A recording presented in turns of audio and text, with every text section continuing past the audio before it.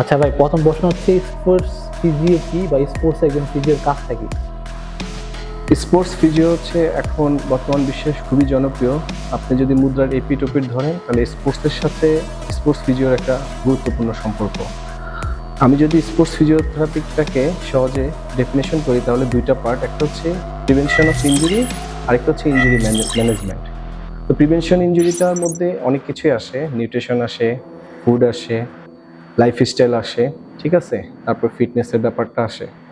আর যদি আমি ইনজুরি প্রিভেনশনের কথাটা ইনজুরি ম্যানেজমেন্টের কথা বলি তাহলে সেক্ষেত্রে ফিজিওর সবচেয়ে ফার্স্ট রোল হচ্ছে যে কোনো ইনজুরি হলে ওটাকে ফার্স্ট টাইম এভালুয়েট করা, স্কেলিং করা, যে এটার মেজরিটি কেমন, এটার ডেপথটা কেমন, ঠিক আছে। এই ক্ষেত্রে আবার সেভাবে কোচ এবং ম্যানেজমেন্টকে ইনফর্ম করা যে এই ইনজুরির ক্ষেত্রে এই ধরনের একটা সময় লাগবে, এই ইনজুরির ক্ষেত্রে এই ধরনের সময় লাগবে। আমরা সেক্ষেত্রে সাধারণত যে কোনো স্কেলিংয়ের ক্ষেত্রে আমরা গ্রেড 1, 2, 3 ইউজ করি। সেই এটার উপর, এই গ্রেডিংয়ের উপরই ডিপেন্ড করে যে আসলে ইনজুরির প্রবণতাটা কতটুকু এবং রিকভারি টাইমটা কত সময় লাগতে পারে।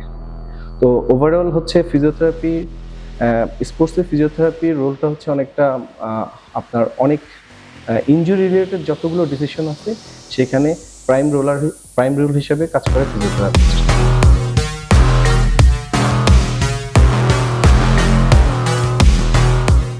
10 minutes? No, 15 minutes. 15 minutes, okay?